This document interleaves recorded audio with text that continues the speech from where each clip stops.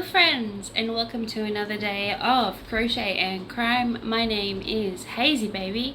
Today is the 13th of April 2023, and yeah, if you haven't already followed me, please do follow me. If you've seen my TikTok but you haven't seen my YouTube, then just type into the good old tubes of you. Hazy, Hazie _ baby, BABY. Yep, that's how you spell baby. And that's where you'll find me. Subscribe. I am about to have a subscriber competition, so keep your ears out for what it will be. Alright, let's get this day started.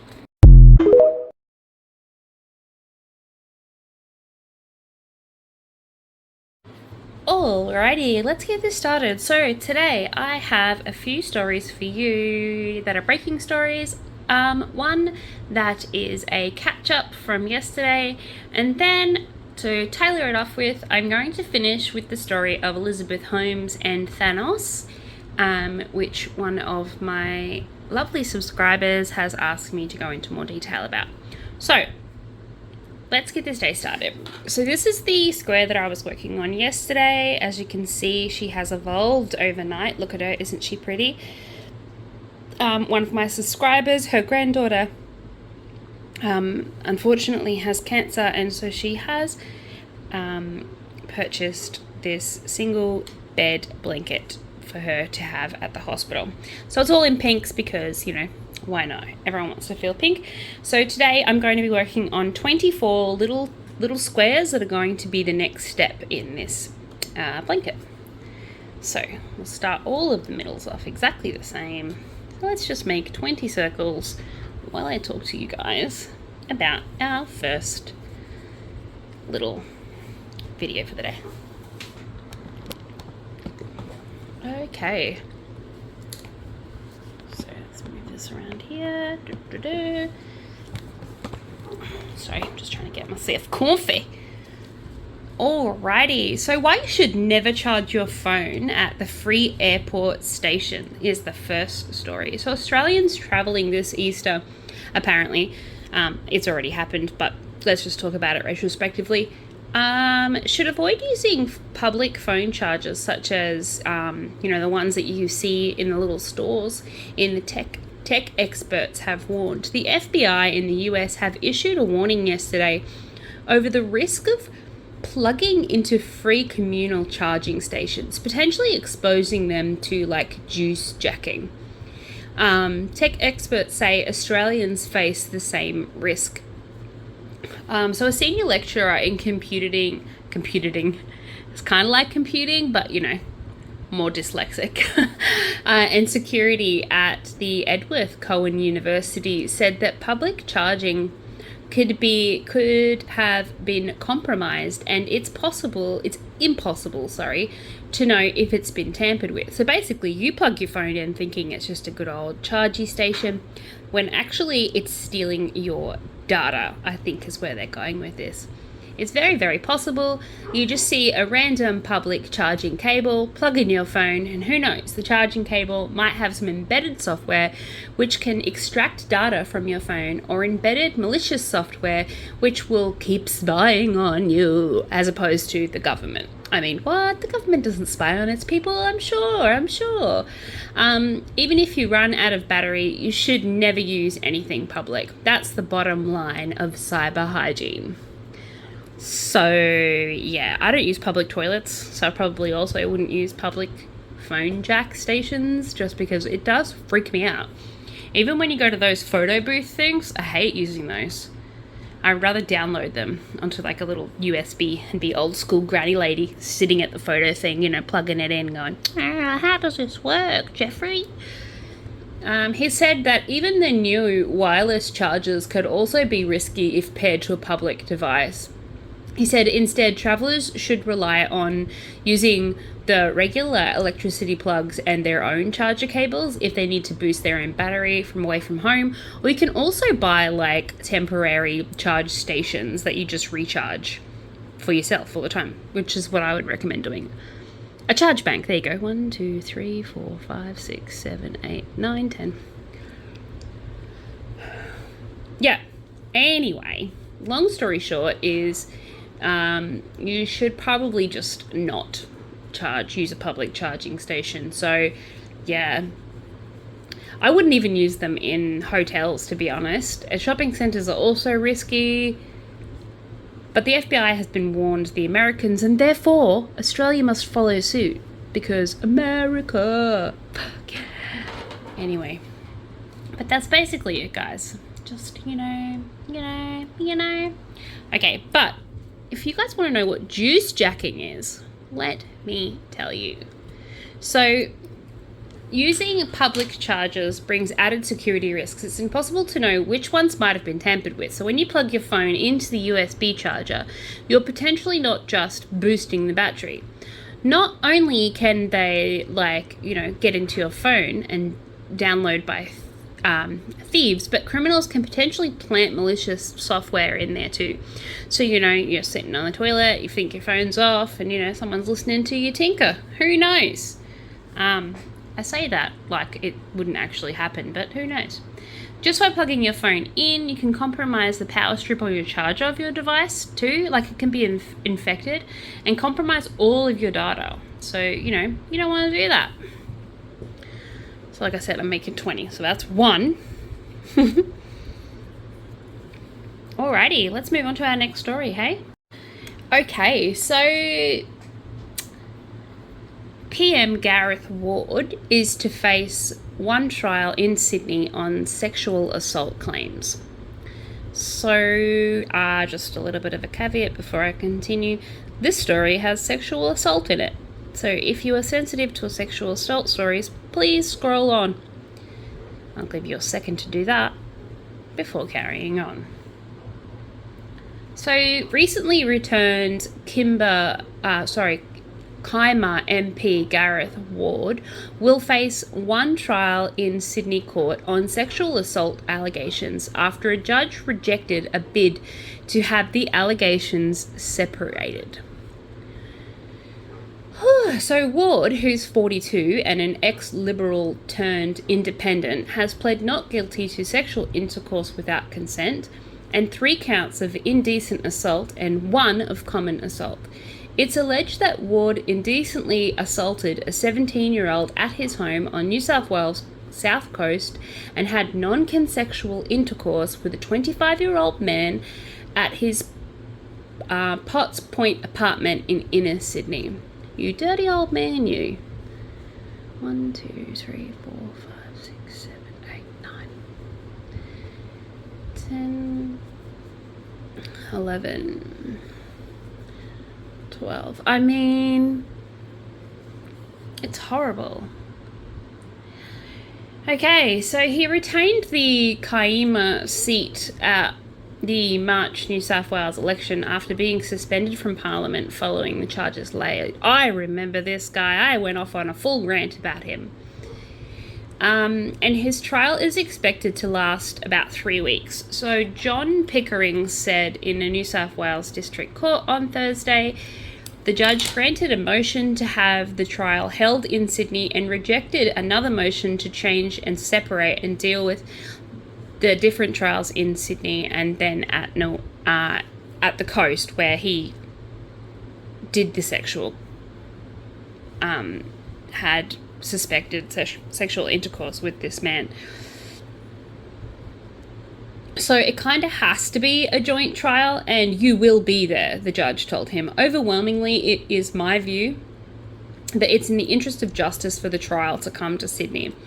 And I kind of agree. I feel like it's an interest of justice for them to be compiled together, because I think they are, even though they are obviously separate incidences, they read to his point of character. And I think separating the sexual assault from the rape means that there's a possibility there that one will not be mentioned for, fears that it would taint the other. So, yeah. I like how, one crime... I like how the criminals have more freaking leeway to the actual victims. It pisses me off. So the trial can be easily accommodated quicker in Sydney, the judge said, and the trial date will be set as soon as possible, potentially on Thursday afternoon. So potentially this afternoon, so I hope so, because I would love to get an update. Ward was not required to appear in court, but being represented by a lawyer via an audio-visual link. So he doesn't even have to turn up. He doesn't want to be inconvenienced by his rape charges. What a knob jockey. Seriously. Blech. I take my hand at you, Pepe. Fucking weakling. Alrighty, moving on. Okay, so this next story is criminal in the sense that it has potential to cause bodily injury. So one mishap and your life will be over is what the train transit, so the TransLink people have said in New South Wales, because they're cracking down on train buffer riding. So if you don't know what that is where people have been jumping on the back part of the train. So imagine this imaginary train. Toot toot. Well, on the very back part of that train is like a little step, if you will. And so people have been where a coupling where one train connects to another. That's the word I was looking for. See, I'm clever. And people have been riding on this coupling, which is super freaking dangerous. So a crackdown on the potentially deadly act of climbing onto the back of speeding trains has been launched as transport bosses warn of a spike in the extremely dangerous and extremely stupid, I may add, crime. Known as buffer riding, it seems people jump onto the track of the train and cling on as the vehicle speeds off to up to 110 kilometers an hour. That is super fast. Train bosses say incidences are rising with up to 13% since 2021, with school holidays also to blame for the spike. Because of course it's young, dumb children who think they're invincible. 1, 2, 3, 4, 5, 6, 7, 8, 9, 10, 11. I knew I was getting close to that 12 mark. 12. And then there's a video of it, which I'm not going to show because I think that's just going to encourage more idiots to do this train buffering. Just like when planking was a thing and everyone was all like, I want to do planking too, eh, bruh? I don't know why they're all Trent from Punch Bowl, but they are. In my mind, everybody is Trent from Punch. Hey. Apparently. Okay. Oh, 4 down. Just 20 to go. And so 11 people have died because of illegal trespassing on rail corridors in the past 5 years, including people in the past year in Sydney. The Sydney Trains boss said. I'm not giving him a name, I'm just calling him the train boss. You deal with it. Shocking footage of what appears to be young people leaping onto the backs of trains before they leave the station and clinging as they depart have been released. Like I said, I'm not going to show the videos because I think it'll just encourage them to do more stupid shit. So Sydney Trains Chief Matt Longland, see, I gave him a name, said that using CCTV to identify offenders will help the New South Wales police. I mean, maybe it will. We want to warn them that this is extremely dangerous and stupid thing to do. All it takes is one misstep and your life could be over, and I don't disagree with them. One mistake could destroy not only your life, but also cause untold heartache and grief to your family and friends as well, not to mention the poor train driver and the people who have to see your splatteredness everywhere.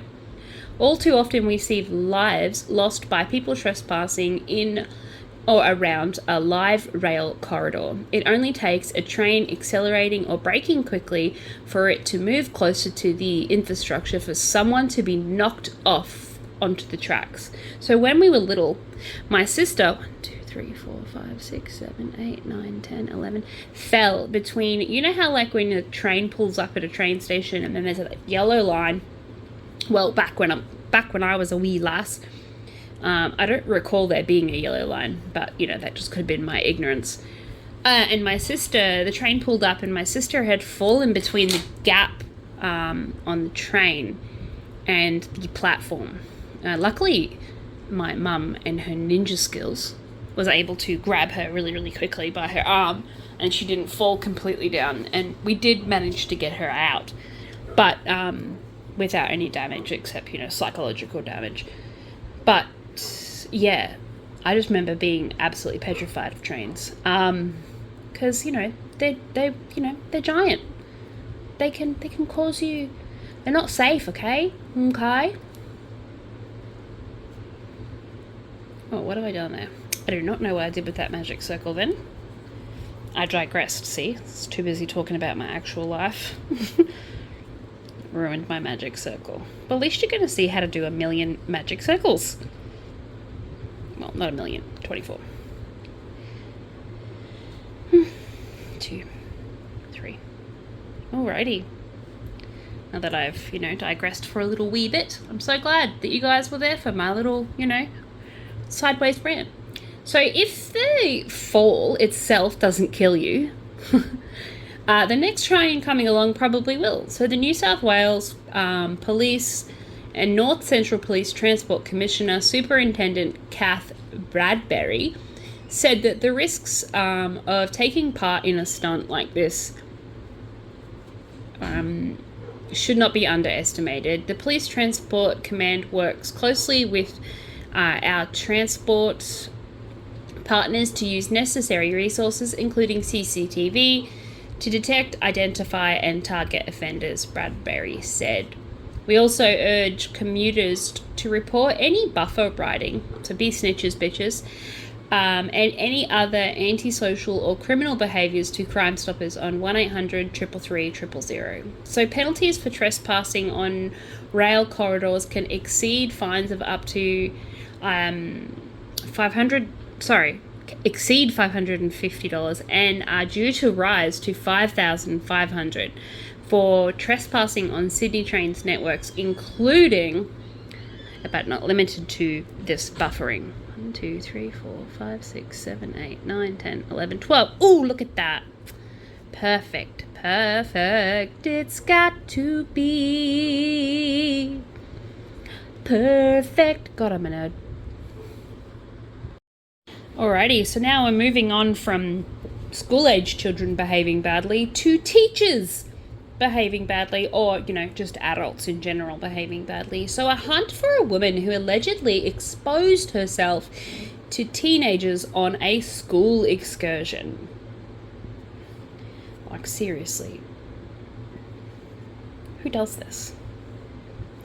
Stop exposing yourself to these poor children. No, seriously, I know that sounds like I was being sarcastic. I'm not. So police are asking for public assistance after a woman allegedly expressed herself to teenagers at a tourist attraction in Melbourne, Victoria. Witnesses told police that a woman exposed her buttocks, to her bum, to 2 teenage girls in a bathroom at the Riverside Key Observation Deck. So they observed a full moon, ladies and gentlemen, in Melbourne around 8:30 p.m. on Sunday. I'm sorry, that was not funny. I shouldn't make full moon jokes, but it's kind of funny. The girls were on a school excursion, so the last thing they were gonna see was this lily white butt of this lady. The 2 girls left the bathroom to join their class when the woman walked past the group and allegedly pulled her shirt down, her shirt down, exposing herself again. So the woman is believed to be in her late 20s to early 30s and is described as having medium blonde hair and a medium build. Police have released an image of the lady who allegedly indecently exposed herself to teenagers. I just think it's gross, absolutely disgusting. All jokes aside, I know I was joking, but it's just because it had a bum in it, and I'm a big kid, to be honest. But seriously, she flashed on not only her boot hair but also her boobies. So that's really not okay. 1, 2, 3, 4, 5, 6, 7, 8, 9, 10, 11, 12. Whoops, one too many. Yes, so if you would like to see a picture of her face, then please just go on the 9 News website and you will find one, because I couldn't be bothered putting it up. Okay, so this next story is about Deborah Campbell. And it's a cold case, so it's a very old story.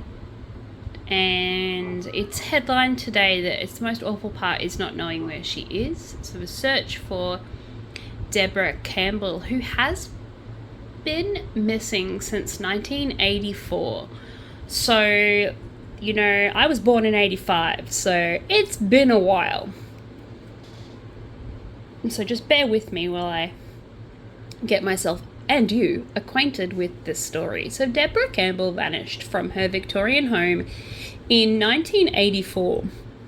So that's nearly 40 years ago, like nearly. Getting pretty close. And police are asking the public for their help to finally close this suspected cold case. So Campbell was 21 years old when she went missing from her High Street home in Windsor following an argument with her 26-year-old fiancé on Saturday, February 25th, 1984. So Campbell was a member of the Royal Australian Air Force at the time and reported missing after she didn't show up for her shift 2 days later. So if you were part of the military, you'll understand that the likelihood of her not showing up is, you know, it should be considered AWOL. 1, 2, 3, 4, 5, 6, 7, 8, 9. Yes, so that's, you know, really, really horrible.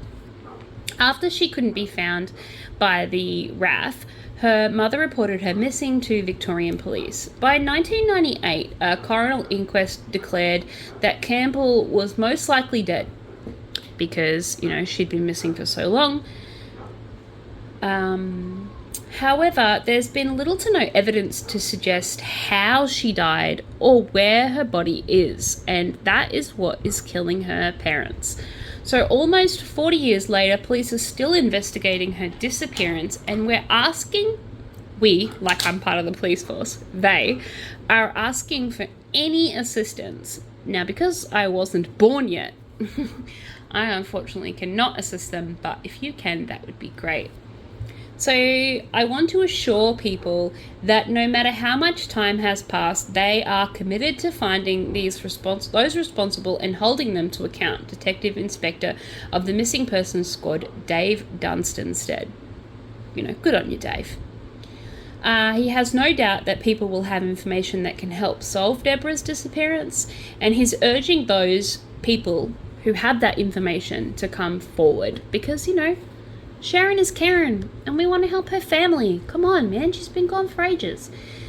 We believe that we can solve this case. As we often say, we could only be about one phone call away. The right phone call just needs to come through. Investigators believe that Campbell's disappearance involved foul play, and they're asking the public for any information about the case as her family continues to mourn her loss because they have no idea what happened to her. So Campbell's mother, Jean, has said the most awful part is not knowing where she is or what happened to her, or that the person responsible for taking my daughter away has not been held accountable. I'm desperately hoping that the reinvestigation into my daughter's case may bring us answers after all of these years.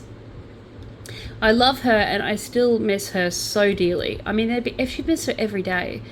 The 21-year-old was wearing a pair of blue jeans, a pink t-shirt, and a motif of the band Madness on the front in black, and a pair of blue Adidas running shoes when she went missing. 1, 2, 3, 4, 5, 6, 7, 8, 9, 10, 11. Yes, I just said Adidas. It's also called Adidas. Just depends where you grew up. I call them Adidas. You can call them Adidas. Potato, who cares? It's not really relevant.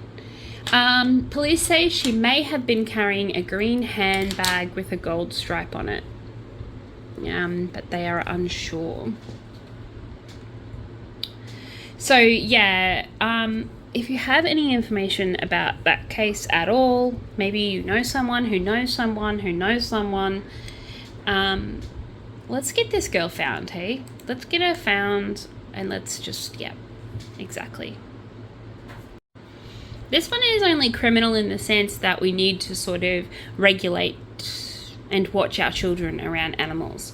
So a 3-year-old girl has been injured in a dog attack this week, but it's not that it's not a regular dog attack, even though, like, you know, the fact that I can say regular dog attack is disgusting. But there has been 3 dog attacks in just this week. Now, it could just be the fact that everyone is on school holidays, that children are hanging around dogs more often because they are home. But either way, I really feel that people need to watch their animals around children, because even the nicest dog, with pushed and provoked in the wrong way, can lash out. They are, after all, an animal.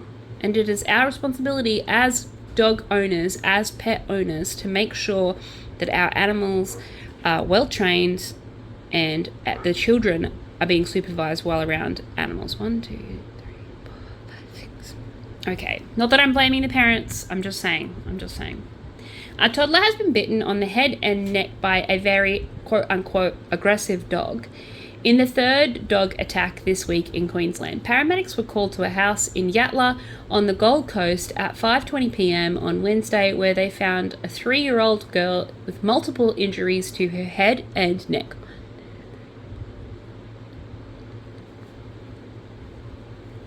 She was taken by ambulance to the Children's Hospital in a serious condition, according to the Queensland Police. She remains there in a serious but stable condition. The dog that attacked the girl belonged to her grandmother. See? Supervise. 1, 2, 3, 4, 5, 6, 7, 8, 9, 10, 11, 12.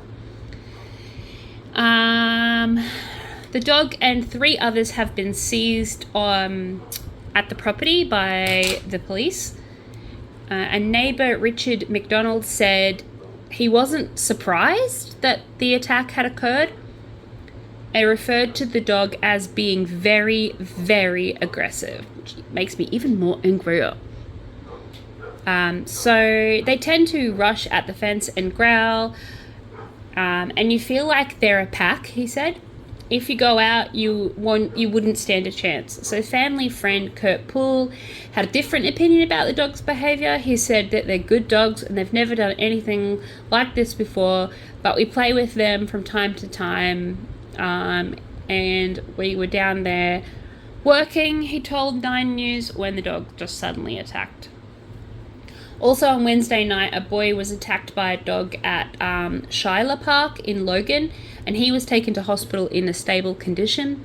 Earlier this week, a 6-year-old girl was badly injured with a dog attack in Woolridge after being attacked by 2 bull Arabs.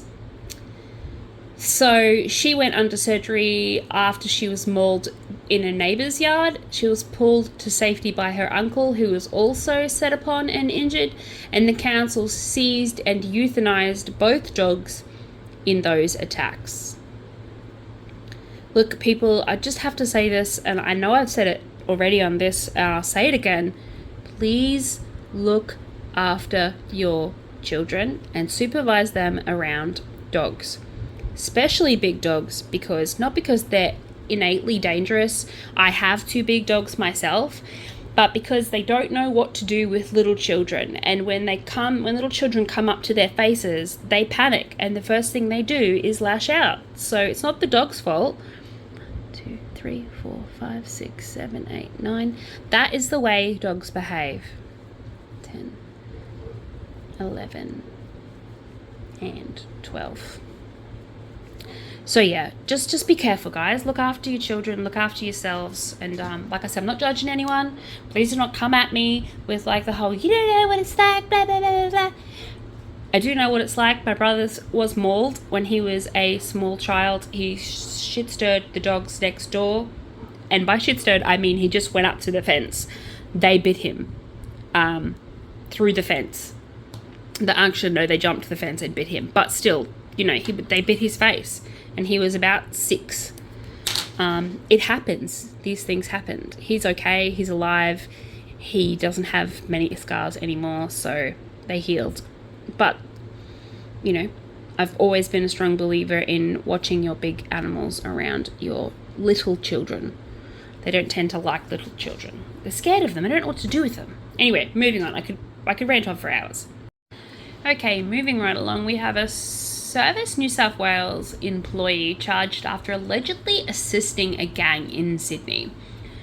So, a Service New South Wales employee has been charged after allegedly using her work computer to supply an address to the gang that kidnapped Peter Vlog from his Smithfield home last month.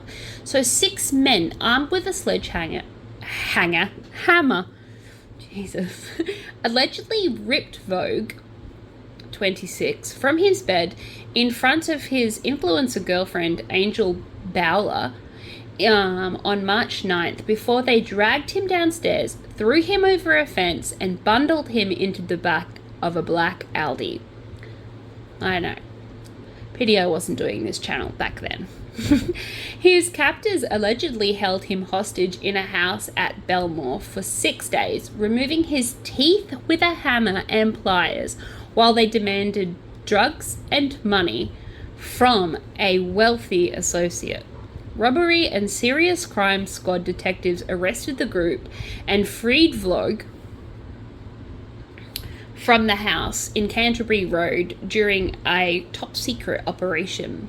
They charged 6 men aged 19, 20 and 21 and for their alleged roles in the incident. Following the arrest, police began investigating Sarah Iker, 21, 1, 2, 3, 4, 5, 6, 7, 8, 9, 10, 11, and alleged that she used her position at Service New South Wales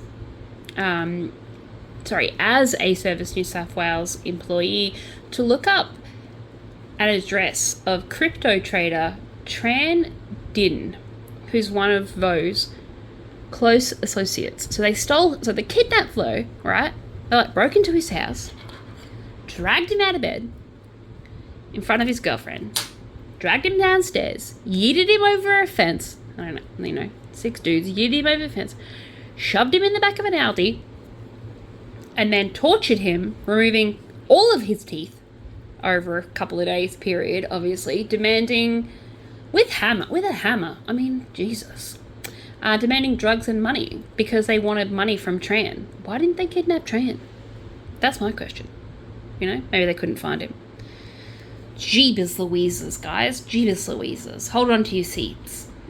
So she allegedly looked up the address in the Smithfield, linked to Han, which actually had been passed on to the alleged kidnappers. But while Dan often visited the Brennan Street address that was found through Service New South Wales database, he didn't live there. Oh, so they were originally going there. My bad. They were originally going there to kidnap him, but instead they got this dude.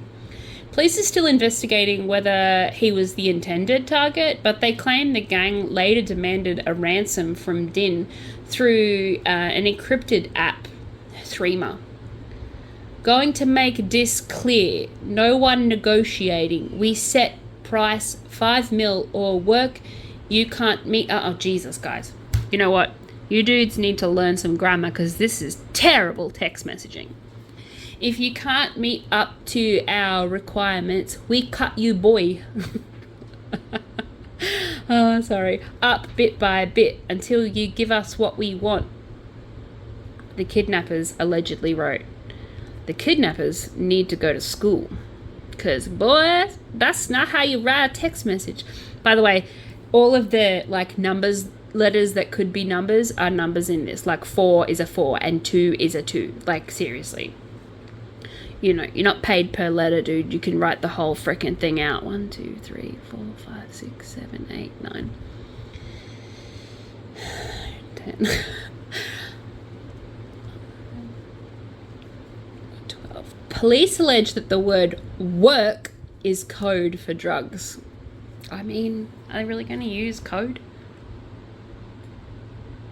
It's alleged that the group later set up a video vlog with a pistol in his mouth saying, Tran, help me, they're going to kill me. 1, 2, 3, 4, 5, 6, 7, 8, 9, 10, 11, 12. I mean, this just sounds like a bad horror movie, like a really bad one. Oh, it gets better. It gets arrested at Bunnings. So Elkhart was arrested at Bunnings in Greenacre and was charged with a take and detain in company with the intent to ransom, on occasioning bodily harm, unauthorised function with intent to serious offence, access and modify restricted data held in a computer, participate in criminal contributed criminal activities. So that's what the woman who gave the address was charged with. So she was charged with all of that. That sounds like so much stuff.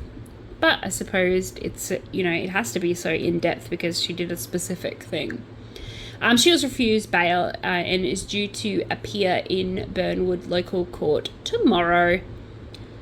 And I hope she gets charged with just as much time, if not more. Well, not more, but just as much time as the people who... Because I really hate people who stand by and just let these things happen. I mean, she had a choice, y'all. She had a choice and she chose wrong. You done chose wrong, Deborah. You done chose wrong. Okay, so I have one more story before the Thanos story, and then I obviously will move on to the Thanos story. But first let's count these. 1, 2, 3, 4, 5. 1, 2, 3, 4, 5 is 10. 1, 2, 3, 4. Okay, I got 10 left. I've got 10 more to go. 10 more little middles. Was I first in the middle and around again? I'm gonna be there to the end, 100%. Crazy lady. Okay, so an ostrich chicks were stolen from a Victorian farm, and they're actually really worried about them. Which is fair. So the owners of an Australian's last remaining commercial ostrich farm holds fears over the 20 chicks that were stolen over the weekend.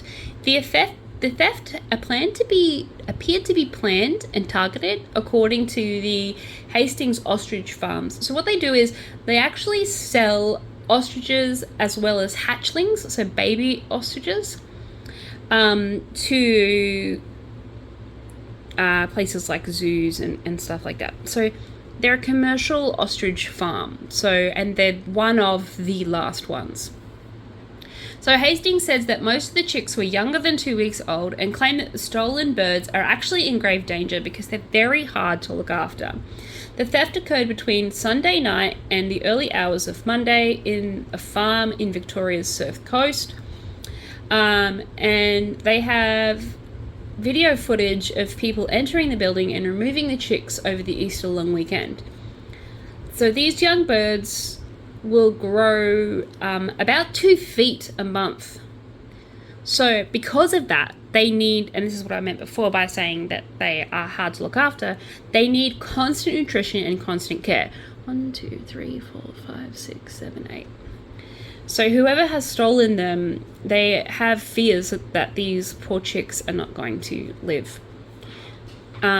The owners have fears that they won't be looked after properly, and they have no idea what the motivation for their removal would be. 3, 4, 5, 6, 7, 8, 9, 10, 11, 12. Because they're actually really difficult to look after, and they're not so easy to keep. It's not going to be worth it. Like, if they stole them to sell them, it's not going to do anything because it'll cost that much to look after them. They're not cheap to look after. All right, so as you can see, this color is slightly different from this one. But that doesn't matter. We can just use them intermittently. They have no idea where to even start, and Victoria Police are investigating. So hopefully I should have more of an update a little bit later. But that is it for our crime stories today. Except I will now move on to the Elizabeth Holmes part, who is the CEO and founder of Thanos. So let's get started. Okay, so I will try and do this as in little 10-minute bits if I can. Hopefully I can get it done in 10 minutes. Otherwise, we'll have to do a couple. So Elizabeth Holmes was born in 1984 and is an American. She was a biotechnology and entrepreneur, and she did spend some time at university, but not a great deal. So, yes. So her early life, she was born, obviously, like I said, in 1984. She was born in Washington, D.C. Her father, Christian Holmes, was the vice president of Enron, which is an energy company that later went bankrupt after an accounting fraud scandal. Sounds like it runs in the family. Her mother, Noel Annie, worked as a congressional committee staffer and later had held an executive position in government agencies. So Holmes graduated high school at St. John's in Houston. During high school, she was interested in computer programming, 1, 2, 3, 4, 5, 6, 7, 8, 9, and entrepreneurship, which shouldn't surprise anybody. And she went to Stanford University in 2002. Holmes attended Stanford, where she studied chemical engineering and worked as a student researcher and a laboratory assistant in the School of Engineering. After the end of her freshman, however, she went to the Genome Institute of Singapore and tested for a severe acute respiratory syndrome, also known as coronavirus. 1, 2, 3, 4, 5, 6, 7, 8, 9, 10, 11. No coincidence. There's a coincidence there. Through blood samples and syringes. So she filed her first patent application for a wearable drug delivery patch in 2003. So I do know this bit. So this bit, she goes to her mentor and brings this patch to her mentor, and she's all like, hey bros, check out this patch. I'm pretty sure she didn't say bros, but oh, excuse me, sorry. She did take this whole brief and everything, and she was all like, hey, check it out, I've got this cool wearable patch idea. Anyway, so old lady, which is what I'm calling her because I couldn't be bothered looking up her name, said that it was pretty much impossible to do this patch because she wanted this patch to be like diabetes wearers could wear it, and it was like a patch where you wouldn't have to get injections every day because she had this fear of needles.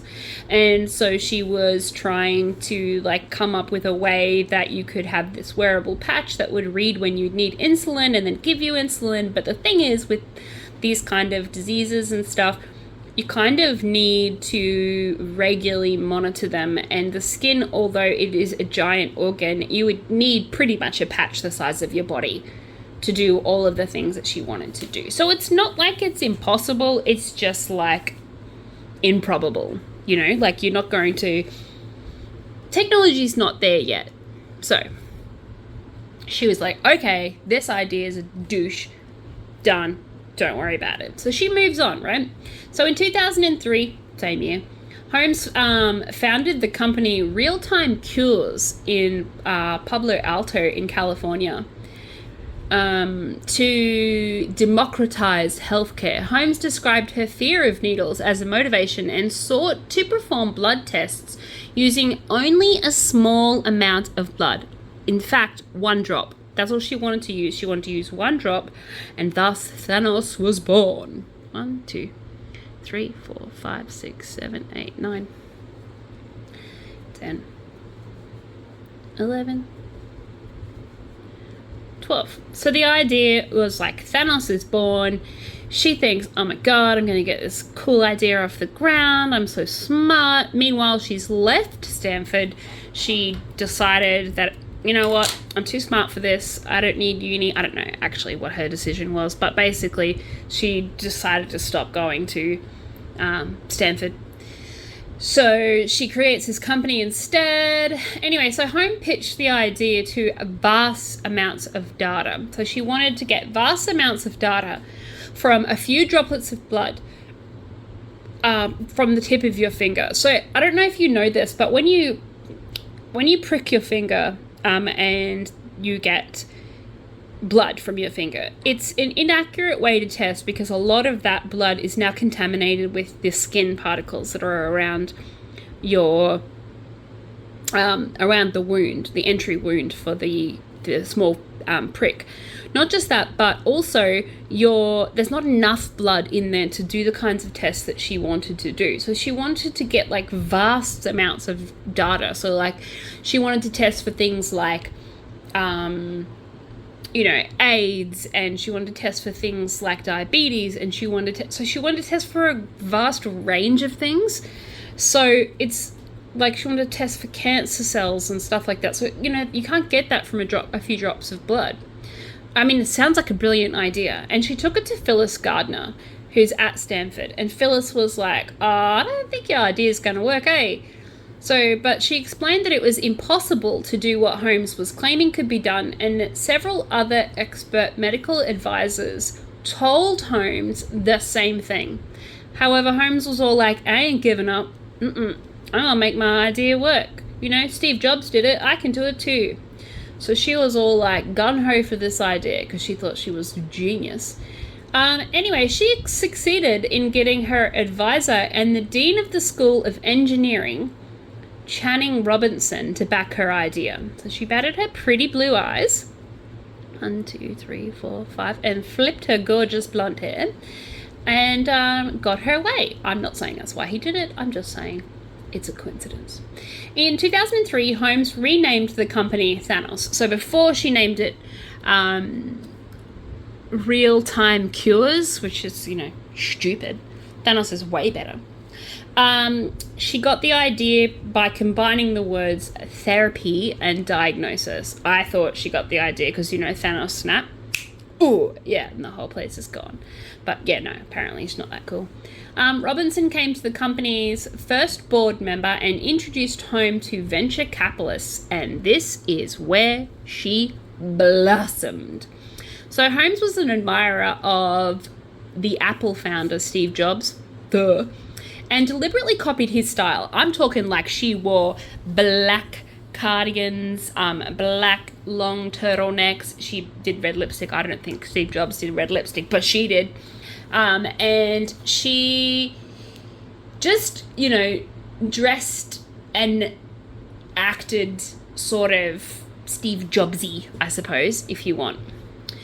So she'd been doing this actually since she was 8. So 1, 2, 3, 4, 5, 6, 7, 8, 9, 10. Even had a poster of Steve Jobs on her wall, on her bedroom wall. So while the rest of us normal teenagers born in the 80s had posters of the Backstreet Boys and, the Spice Girls, she's got Steve Jobs on her wall. Like, Jesus. So an employee says that she suggested Holmes copy Jobs's famous turtleneck look in 2007. So she, did.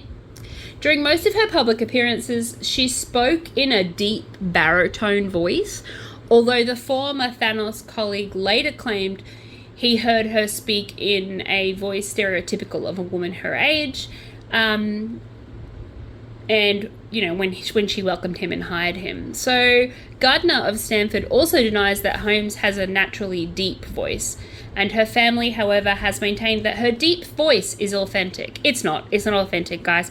She doesn't have a deep voice. She has a normal voice, kind of a little bit like mine. Yeah, so that's great. So here we go. So she came up with this brilliant idea. She's got the ball rolling. She has a whole guard. She's decided this is what she's going to look like, and I need to add part 2. Okay, sorry, part 2. So, if you're keeping up, this is part 2 of the Thanos thing. If you're still watching on YouTube, then I'm sorry for that transition. It was a bit sloppy. Okay, so by December of 2004, Holmes had raised $6 million to fund the firm. By the end of 2010, Thanos had more than $92 million in venture capital. In July 2011, Holmes was introduced to the former Secretary of State, George Shultz.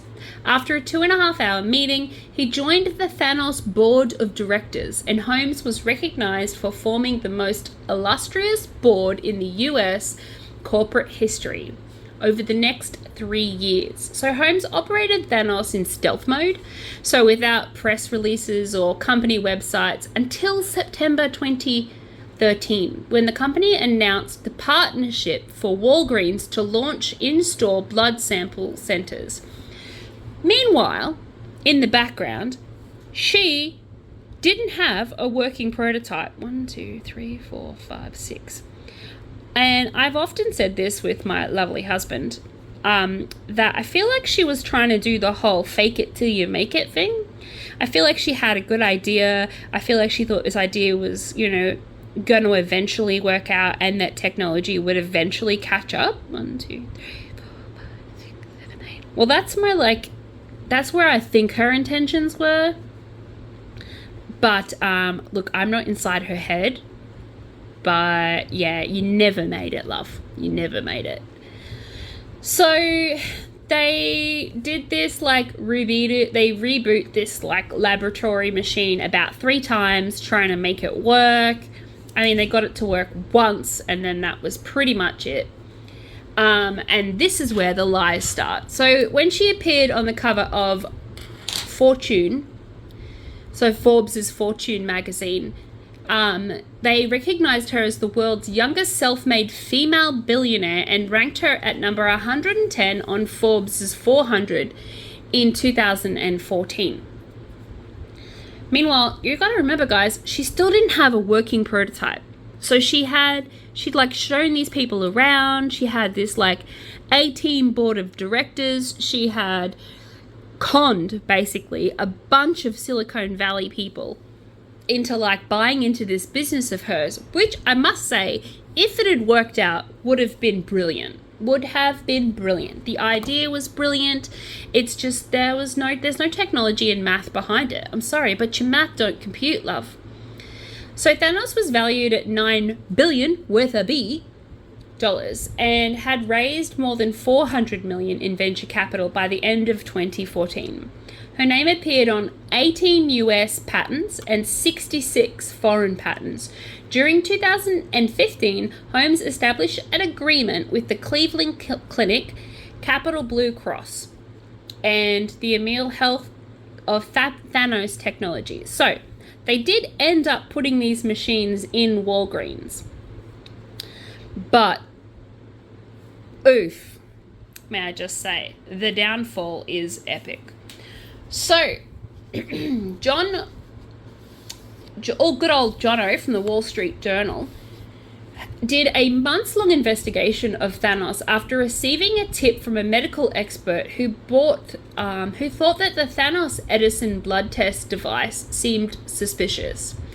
And a lot of ex-employee whistleblowers came forward with documents saying that the machine wasn't doing the testing, but actually phlebotomists were doing the testing, including legal and financial threats against both the journal and whistleblowers, which is what David Boyles, her lawyer, had sent through after he found out that this guy was doing an investigation. So in October 2015, despite Boyles' legal threats and strong-arm tactics, the journal published the bombshell article dealing with the how Edison device gave inaccurate results, revealing that the company had been using commercially available machines manufactured by other companies for most of the testing, and continued to report problems and companies Holmes conducted in a series of articles. In 2018, published a book titled Bad Blood: Secrets and Lies of the Silicon Valley, and that's when it exploded, friends. That's when it exploded. 1, 2, 3, 4, 5, 6, 7, 8, 9, 10. And she was in and out of court, and she got pregnant, and oh my god, just epic. Hold on, I lost count again. 1, 2, 3, 4, 5, 6, 7, 8, 9, 10, 11, 12. Yeah, it was 12. So in January 2016, the Centers for the Medical and Medical Services sent a warning letter to Thanos after an inspection in the New York and the California laboratory, uncovering irregularities with staff proficiency, procedures, and equipment. So it's, pretty much saying no two pieces of equipment were the same. Anyway, so regulators proposed a 2-year ban on homes for owning and operating an uncertified technical laboratory after the company had not fixed the problems in its California lab in March 2016. On the Today Show, Holmes said that she was devastated we did not catch and fix these issues faster. Was still trying to hide the fact that she didn't have any working machine whatsoever. She was definitely faking it till she made it, and she never made it. In July of 2016, however, CMS banned Holmes from owning, operating, or directing a blood testing service for a period of 2 years. Thanos appealed the decision to the US Department of Health and Human Services Appeals Board. Shortly thereafter, Walgreens ended its relationship with Thanos and closed its in-store blood collection centers. The US Food and Drugs Administration, the FDA, also ordered the company to cease the use of the capillary tube device from one of the core inventors.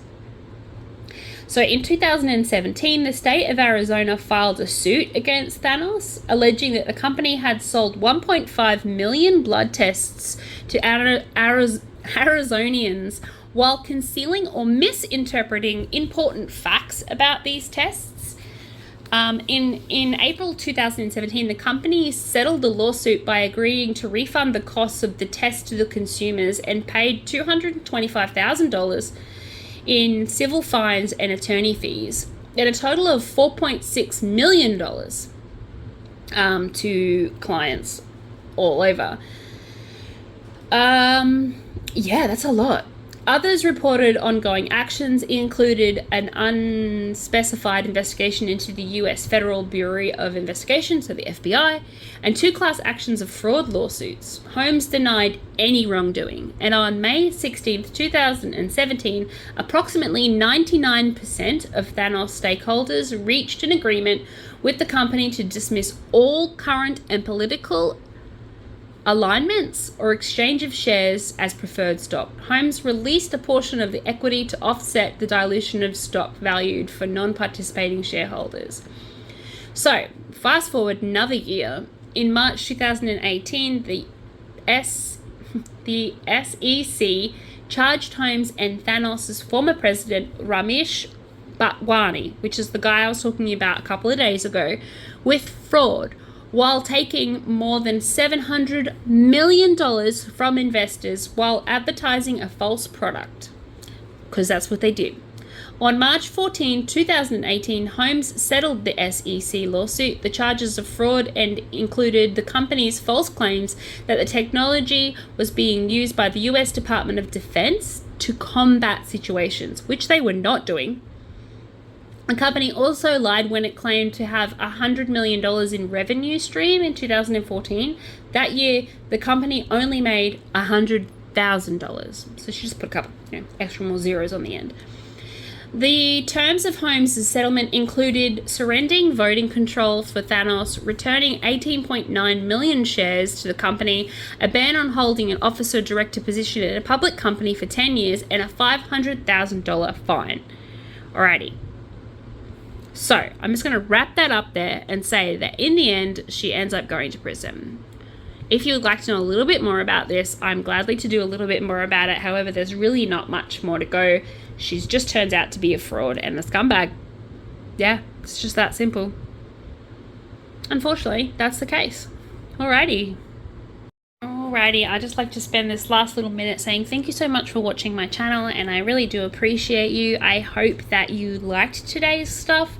I know this video is a little bit longer than the others, and I apologize for that, but it is what it is, and I thank you very much for your patronage. I hope that you like and subscribe, and until tomorrow, have a wonderful day, and I will see you tomorrow, where I will do the second row of all of these tiny little tiny little circles that'll turn into squares that will go around this big square.